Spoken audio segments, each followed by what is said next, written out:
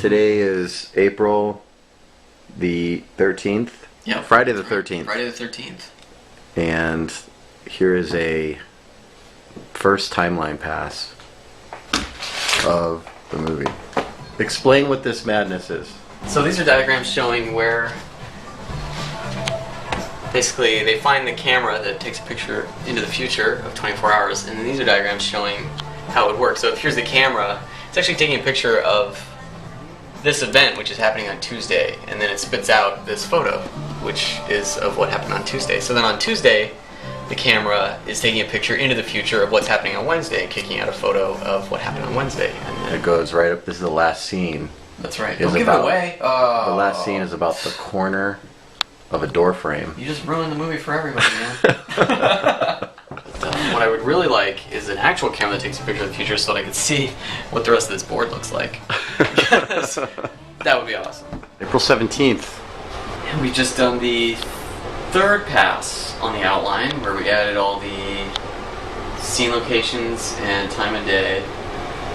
It's like We got- significantly more complicated. How many scenes? Oh, Six- that's right. Yeah, and we six added scenes. all the, I forgot we added all the pictures and the serial killer yarn. April 25th, 2017. If you're watching this video, it's the future. We just finished the script, the first draft of the script. Right here. Yeah. That's right. 92 glorious pages. How are you feeling about the total lack of progress on finding a location? Oh, well, I blame Cooper. for Okay, that's good. You should blame him. that. Yeah, for sure. But I also have faith that he's going to pull it out in the end. So, It's May 29th yeah. of 2012, and we just finished Just watching finished watching The Twilight Zone, an episode about the camera. A Most Unusual Most Camera, unusual camera. which we just found out. It's not as unusual as you would think. Yeah. We thought of it too. Not as unusual as you would think, correct. So we didn't know about this episode until really just the other day. Yeah, my Someone friend mentioned Tomas it. told us, and we were, I think it was actually the first day of pre-production, or the day before, but we watched it today, so. A lot of similarities, at least in terms of a camera that takes photos of the future Right. at a certain distance in time. And they use it for betting, which I guess is kind of a no-brainer, because that's Right. like the whole Back to the Future thing, but. It just shows there are no original ideas left in the world. No, sadly. Friday, June 15th, 2012. So what's the update? Well, the script is done, and the concept art is almost done, and we're starting casting and looking for location, right? Looking for casting director, Yeah, looking for that's right. location. August 1st, 2012, momentous occasion of a day. Bradley, explain why. We got our location, and Do we officially have it? we don't officially have it, so it just jinxed us. But we have it enough. Right, we have it. We have enough. verbal Right, confirmation. right. So, in a few days, hopefully, we'll get all the paperwork signed, and then we'll have keys, and I can start storyboarding in the location, and we can get someone to clean the blood off the sidewalk and board up the holes. It's gonna be great. Is there really blood on the sidewalk? There's really blood on the sidewalk.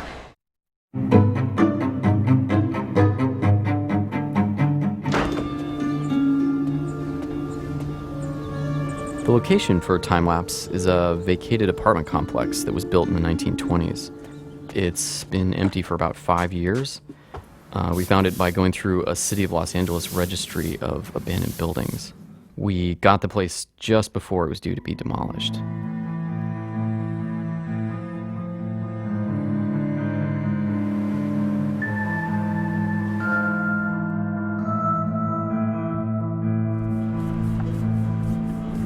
It's pretty banged up. A lot of squatters here, you could tell. Most of the rooms had been heavily tagged. I think you'll definitely feel that, like the creepy aspect of the science fiction nature of the script.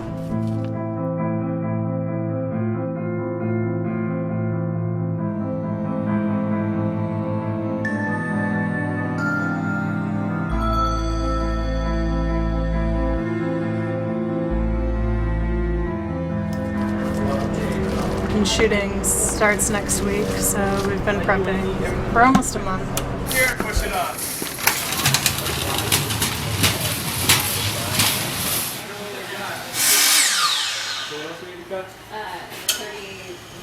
I do art direction on this, although that's only the technical term. Mostly I've been renovating this facility. There were a lot of broken windows when we came here. They had to be replaced. A lot of the walls were falling apart, but you know, all the big work's done, which is really exciting. There's just a lot of little repairs and little things that are going on, like paint touch-ups, that kind of thing. We're really excited to see the machine finally coming together. Up until now, you know, it's just been either in our heads or on paper, and now it's finally coming to life. I've just been working for the past 15 days building this science fiction machine. It's a cool project, it's a cool idea, it's a cool location, and it's just fun. I've been working on this for about 5 days with David. He's doing the building, and then I make it look like this. Just layering a lot of different textures and paints. Age it. We're making it from scratch. We're using old Polaroid cameras to incorporate into the panel.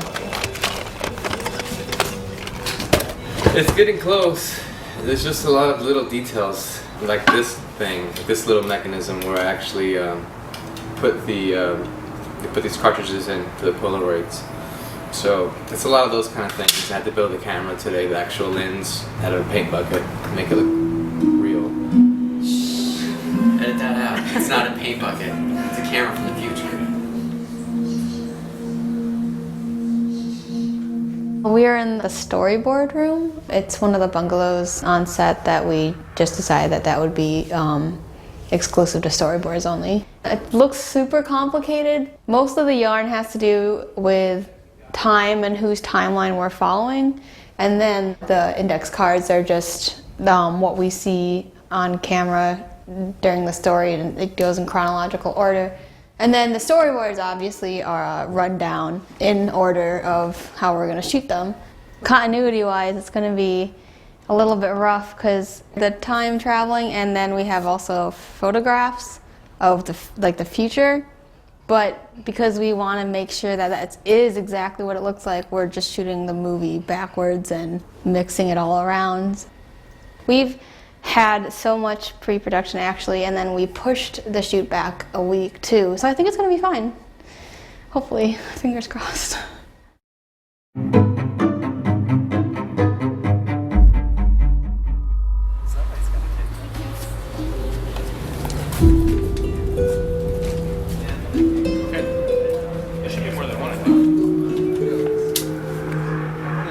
And roll sound. Sound speed.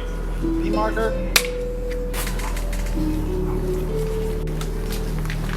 The actors and the characters in the story and the crew are all trapped in this one location for 5 weeks.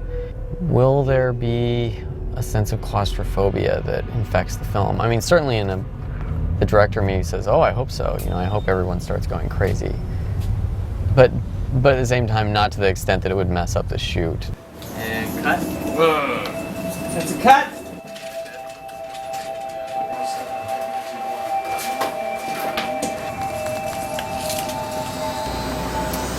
Cut. I see that.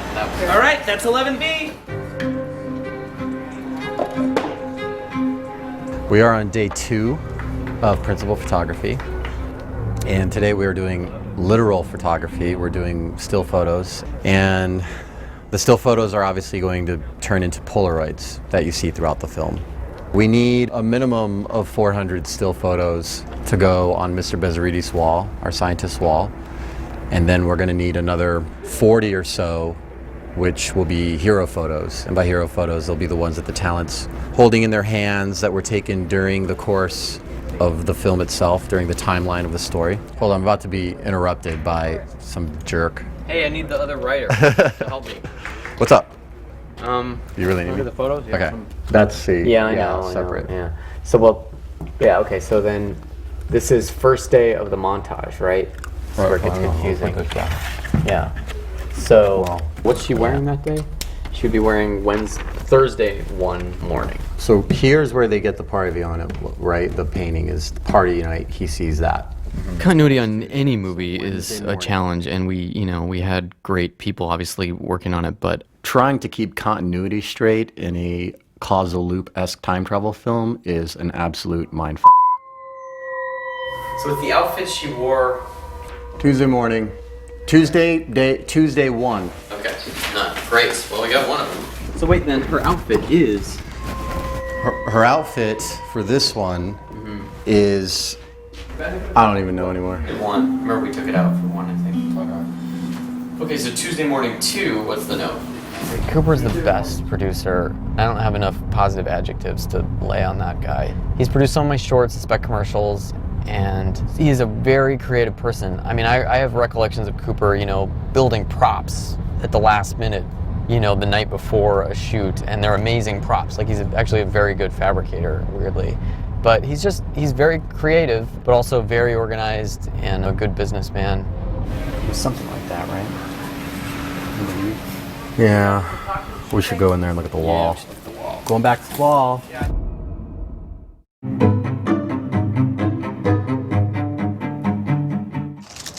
Hey, Finn!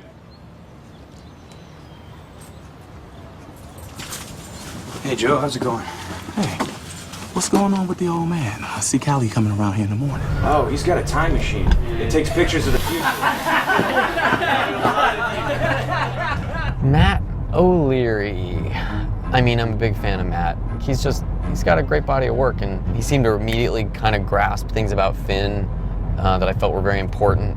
The first thing he said really was, I read the script and told my girlfriend, I'm playing an artist, and his girlfriend got excited and said, you get to wear combat boots and, blah, blah, blah, blah, blah. And Matt said, no, he's actually kind of a conservative guy. He's very analytical. And those are really key traits to pick up on Finn, I think, out of the script and to use, just as some of the seeds for his character. So immediately I felt like, Matt really gets this guy. No, absolutely not. We're calling the police. Finn, I foretell that you live the rest of your life in pathetic obscurity and die penniless and insane. I'm serious, Jasper. Sound speed. Hey, Marker.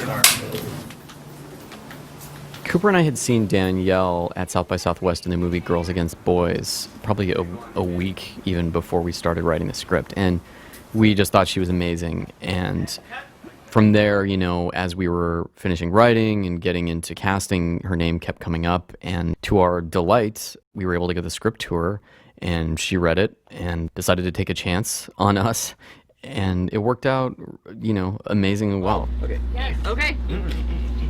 I didn't touch the camera, right? I touched the camera. The role of Jasper was one that, was kind of coveted. I think everybody likes to play someone that gets to go a little crazy or off kilter. And I became more familiar with George's material, and he just had a certain something that seemed right. And once we got him on set and started working through the role, it was clear we had made, the right decision. That's a cut.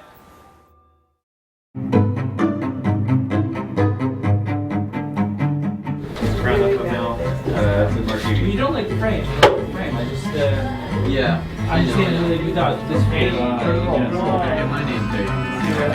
We could always this combine. That's what I was thinking, actually, just in case.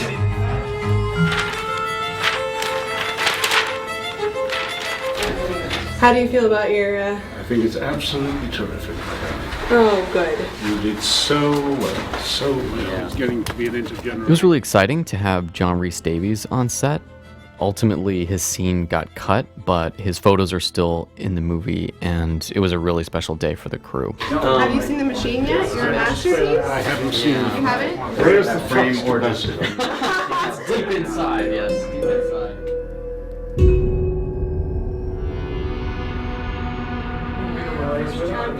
I first met Bradley at a film school, and I looked over his shoulder to see what he was working on.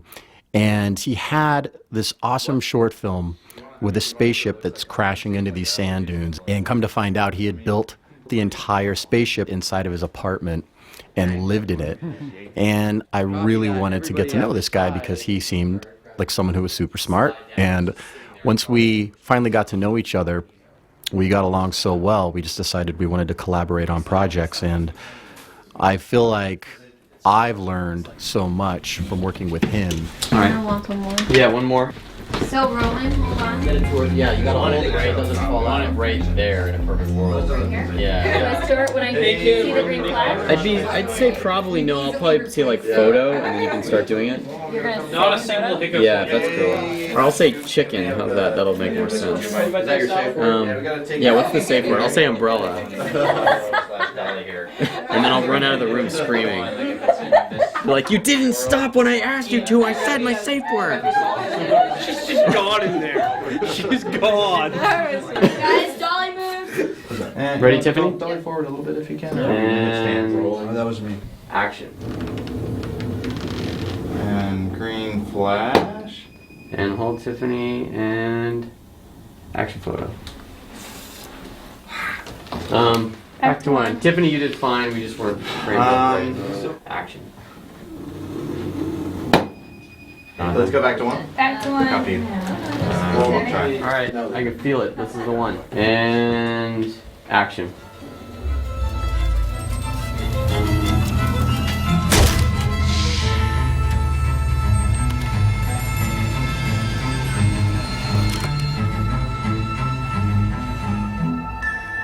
Ladies and gentlemen, that is a picture wrap on principal photography for the motion picture Time Lapse.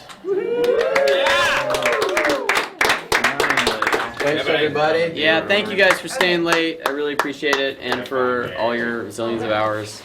I'll thank you all properly when I'm a little more awake. Fortunately, the creepy, claustrophobic location did not drive the crew insane. In fact, the opposite happened. Everyone got along extremely well, and I feel very, very fortunate that everyone was there to put in their time and energy.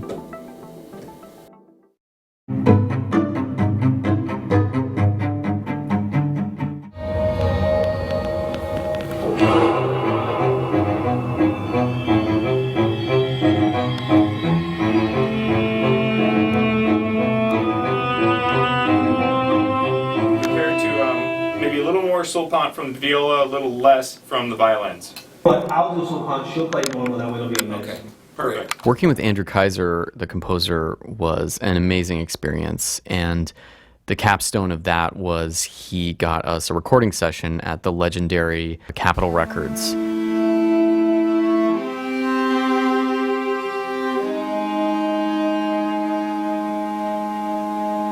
To see the music, be performed by an actual quartet in that amazing, historic recording space, it's something I'll never forget.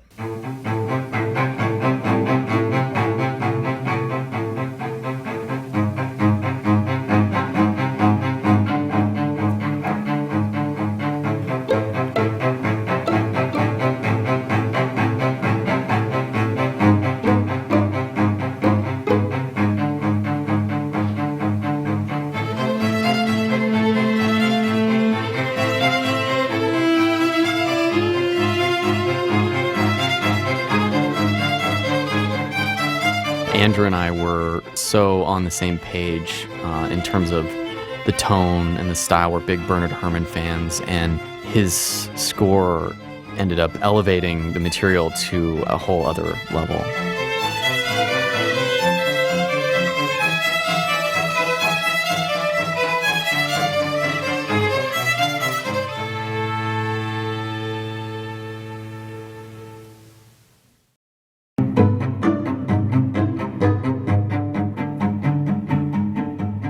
Our world premiere was at the Brussels International Fantastic Film Festival, and we got to the theater about 45 minutes early, and nobody was in line. We kept checking every 5 minutes around the corner to see if there was anyone in line. No one in line. And then about 15 minutes before the screening, I go over and check, and there's hundreds of people, and the line is snaking down the hall and out the door. And the people that ran the festival were telling us that's the biggest audience they've seen for the particular theater we were screening at.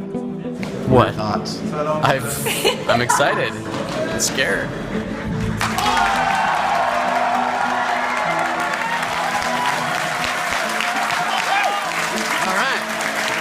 So first question, oftentimes when there's a big reveal or a twist at the end, what we see happen all the time is that the twist is there for the twist's sake, and when you rewatch the film, there's no clues whatsoever in the film about what kind of twist the film could take.